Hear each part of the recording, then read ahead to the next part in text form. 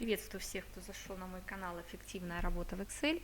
Сегодня хочу вам рассказать о транспонировании в Excel, то есть по-простому это как из горизонтальной таблицы, например, сделать вертикальную или наоборот.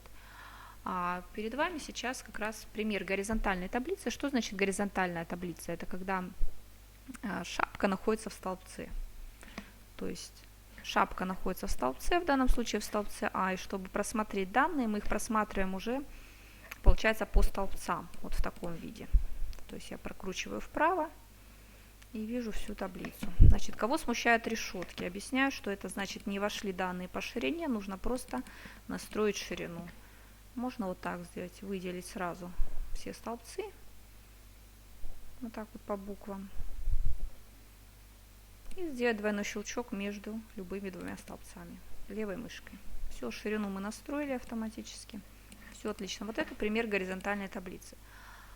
Сейчас я вам покажу, как быстро из горизонтальной таблицы сделать вертикальную. Выделяете таблицу, копируем. Затем нужно установить курсор в любую ячейку, где вы будете вставлять новую таблицу. Правой мышкой вызываем специальную вставку и включаем галочку «Транспонировать». После этого нажимаем ОК. Все, готово. Вот у нас сейчас получилось вместо горизонтальной таблицы вертикальная таблица. Если же вдруг у вас наоборот есть вертикальная таблица, а вы хотите сделать горизонтальную, то это тоже возможно. Выделили таблицу, скопировали, установили курсор в место, где будет располагаться новая таблица, специальная вставка «Транспонировать». Вот у нас опять получилась горизонтальная таблица.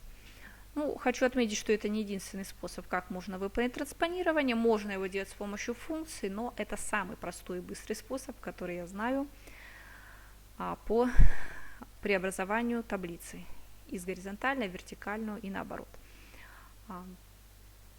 Всем спасибо за внимание. Пишите вопросы свои в комментариях. Может, кто-то поделится, как вы транспонируете таблицы. Может, у кого-то есть способ свой секретный. Делитесь в комментариях, задавайте вопросы. С вами была Галина Елисеенко. До новых встреч!